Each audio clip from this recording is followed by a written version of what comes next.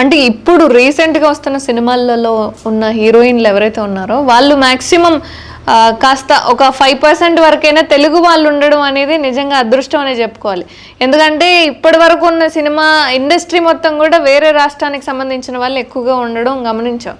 కానీ ఇప్పుడు రీసెంట్గా వస్తున్న వాళ్ళు తెలుగు అమ్మాయిలు వస్తున్నారు. మరి వీళ్ళు ఎంతవరకు నిలబడతారు, నిలదొక్కగలుగుతారు అంటారు? అండి ఆర్టిస్టులు దేనికైనా సరే మన వాళ్ళకి బయట వాళ్ళకి తేడా ఉంటుందండి.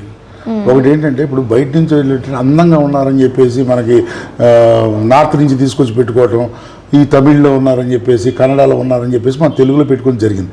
ఇప్పుడు కొంత బెటర్ అయింది. ఏది మన తెలుగు వాళ్ళే చేయగలుగుతున్నారు, ఏది ఆర్టిస్టులుగా ఇప్పుడు హీరోయిన్స్గా వస్తున్నారు. మనవాళ్ళు కొంత దానికి వస్తే బాగుంటుంది కదా. ఎందుకంటే ఇప్పుడు హీరో మనవాడు, హీరోయిన్ కూడా మన వాళ్ళు అయితేనే బాగుంటుంది. ఇదివరకు అంతా చూసారుగా మీరు, అందరూ మన వాళ్ళే ఉండేవాళ్ళు, వాళ్ళు కష్టపడేవాళ్ళు, వీళ్ళు కష్టపడేవాళ్ళు. ఇప్పుడు ఏంటంటే యాక్షన్ అంతే, ఎంత పడుకుందో అంత మటుకే చేసి వెళ్ళిపోతున్నారు. ఈ కన్నడ నుంచి వచ్చేవాళ్ళు ఏంటంటే కన్నడ నుంచి వచ్చిన వాళ్ళు హీరోయిన్ బాగుండి అంత తెల్లగా నాజుగ్గా ఉంటే మన వాళ్ళకి హీరోకి బాగుంటే చేసుకుంటున్నారు.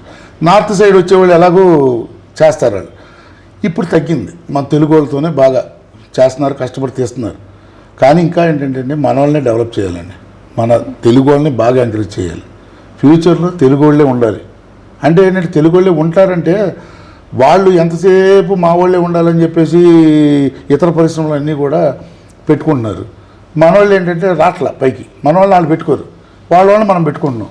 కానీ మనవాళ్ళు మన తెలుగు సినిమాలకు కూడా బాగా పనిచేసే విధంగా తయారు చేసుకోవాలి. దానికి కూడా ఏంటంటే తెలంగాణ గవర్నమెంట్ కానీ ఏపీ గవర్నమెంట్ కానీ ఒక శిక్షణాలయంలాగా పెట్టి ఒక ఇన్స్టిట్యూట్ లాగా చేస్తే కొన్ని వందల ఆర్టిస్టులు తయారవుతారండి. నేను ఒకటే కోరుకుంటున్నానండి, వీళ్ళని కానీ మన తెలుగు 2 రాష్ట్రాల్లో ఉన్నవాళ్ళు, అంటే 2 రాష్ట్రాల్లో నటించేవాళ్ళు బోల్డ్ మంది ఉన్నారండి, దర్శకత్వం చేసేవాళ్ళు బోల్డ్ మంది ఉన్నారు.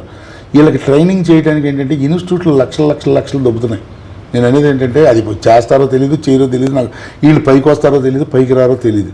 కానీ అలాంటి వాళ్ళని ఎంకరేజ్ చేస్తే ఇప్పుడు చాలామంది చిన్నవాళ్ళు ఉన్నారండి. మీరు చూడండి, ఎక్కువగా మనకి విజయనగరం, ఇటు శ్రీకాకుళం, వైజాగ్, అక్కడ మీకు రైటర్తో పాటు అందం ఉంది, రైటర్ ఉన్నాడు, డైరెక్టర్ ఉన్నాడు, అందరూ ఉన్నారు వాళ్ళ దగ్గర. కానీ వాళ్ళకి ఒక ఇన్స్టిట్యూట్ అనేది కావాలండి. వాళ్ళ దగ్గర నుంచి వచ్చి గవర్నమెంట్ కానీ వాళ్ళని ప్రోత్సహిస్తే కొన్ని వందల మంది డైరెక్టర్లు వస్తారండి. ఇప్పుడు మనకి కళ్ళు సినిమా తీశారు రఘు గారు, అలాంటి ఫోటోగ్రాఫర్ రావాలంటే ఎంతో ఇది చేయాలండి. అలాంటి ఫోటోగ్రాఫర్లు విఎస్ఆర్ స్వామి గారు మనోళ్ళే, వాళ్ళందరూ కూడా ఏంటంటే ఫోటోగ్రాఫర్ అప్పుడు వంశీ సినిమాలు తీసినట్టు వీళ్ళన్నీ వంశీ సినిమాలు తీసేది. వీళ్ళందరూ కూడా తూర్పుగోదావరి జిల్లా, వెస్ట్ గోదావరి, ఈస్ట్ గోదావరి, వైజాగ్ నుంచి అక్కడ లొకేషన్లో చేసిన వాళ్ళు. వీళ్ళకి ఎంత టాలెంట్ ఉంది. అలాంటి వాళ్ళు కొన్ని వందల మంది ఉన్నారు. ఏది మన జిల్లాలోనూ, మన ఆంధ్రప్రదేశ్లో కానీ, ఇటు తెలంగాణలో కానీ. ఇప్పుడు వచ్చిన మ్యూజిక్ డైరెక్టర్లు కానీ, తెలంగాణ నుంచి వచ్చిన రైటర్స్ కానీ ఎంతమంది వచ్చారండి. అప్పుడు నారాయణ రెడ్డి గారు ఉన్నారు. అసలు నారాయణ రెడ్డి గారు అంటే 2 జిల్లాల్లో ఇప్పుడు అంటే అప్పుడు విడిపోలేదు కదా, ఆయన ఎన్నో చిత్రాలకి పాటలు రాశారు. ఇప్పుడు మన కొత్తగా వచ్చిన రైటర్లు బ్రహ్మాండంగా రాస్తున్నారు. తెలంగాణ వాళ్ళు రైటర్స్ బ్రహ్మాండంగా రాస్తున్నారు, పాటలు బ్రహ్మాండంగా రాస్తున్నారు. తెలంగాణ నుంచి మొన్న వచ్చిన భీమ్స్ డైరెక్టర్ బ్రహ్మాండంగా కొట్టాడు, మన సినిమాకి కూడా బ్రహ్మాండంగా కొట్టాడు. ఎక్కడ మీకు రిపీట్ కూడా లేదు మ్యూజిక్ అనేది. ఇలాంటి కొత్త వాళ్ళు మ్యూజిక్ డైరెక్టర్లు చాలామంది ఉన్నారండి. ఏదన్నా ప్రోత్సాహం ఇస్తే గవర్నమెంట్ అనేది బ్రహ్మాండంగా పైకి వస్తారండి. ఆ గవర్నమెంట్కి కూడా మంచి పేరు వస్తుందండి. అంటే ఇప్పుడంటే ఇవన్నీ కొత్త వాళ్ళని తీసుకురా